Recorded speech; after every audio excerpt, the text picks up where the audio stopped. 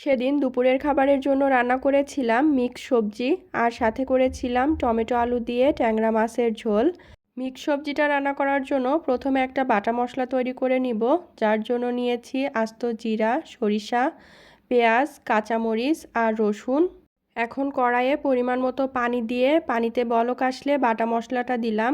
তারপর এর মধ্যে ধনে গুঁড়া, হলুদের গুঁড়া আর স্বাদ অনুযায়ী লবণ দিয়ে নেড়ে মিশিয়ে 5 রকমের সবজি দিয়ে দিলাম। আর আমি সবজির মধ্যে নিয়েছি পুঁইশাক, পেঁপে, কচু, বেগুন আর পটল। তারপর নেড়ে ঢাকনা দিয়ে ঢেকে সবজিটা ভালোভাবে সিদ্ধ করে নিতে হবে। এখন সবজিতে বাগার দেওয়ার জন্য পরিমাণ মতো তেল গরম করে তেলের মধ্যে পেঁয়াজ কুচি আর আস্ত জিরা দিয়ে ভেজে নিলাম। এখন সিদ্ধ করে নেওয়া সবজিটা দিয়ে একটানা নেড়ে চেড়ে কিছুক্ষণ জাল করে নিলেই তৈরি হয়ে যাবে মিক্স সবজি। এরপর টমেটো আলু দিয়ে ট্যাংরা মাছের ঝোল রান্না করার জন্য বাটা মশলায় আমি নিয়েছি আস্ত জিরা, সরিষা, কাঁচামরিচ আর পেঁয়াজ। এখন কড়াইতে পরিমাণ মতো তেল গরম করে তেলের মধ্যে লবণ আর হলুদ মেখে রাখা ট্যাংরা মাছটা দিয়ে ভালোভাবে ভেজে উঠিয়ে নিচ্ছি।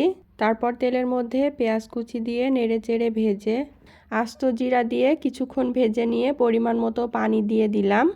তারপর পানির মধ্যে বেটে রাখা মশলা আর দিয়ে দিচ্ছি ধনিয়া গুঁড়া, শুকনো মরিচের গুঁড়া, হলুদের গুঁড়া আর স্বাদ অনুযায়ী লবণ। তারপর মশলাটা ভালোভাবে কষিয়ে এর মধ্যে আলু দিয়ে আলুটাকেও কিছুক্ষণ কষিয়ে পানি দিয়ে ঢাকনা দিয়ে ঢেকে দিলাম। পানিটা শুকিয়ে গেলে ঢাকনাটা উঠিয়ে এর মধ্যে কেটে নেওয়া টমেটো দিয়ে টমেটোটাকে কিছুক্ষণ সময় ধরে কষিয়ে নিচ্ছি।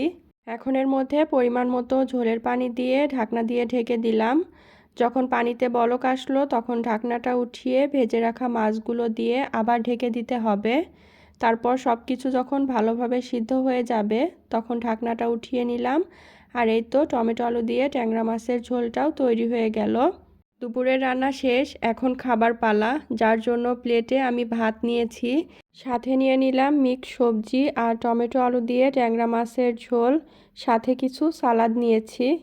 এখন গরম ভাতের সাথে তরকারি মেখে খুব মজা করে খেয়ে নিব।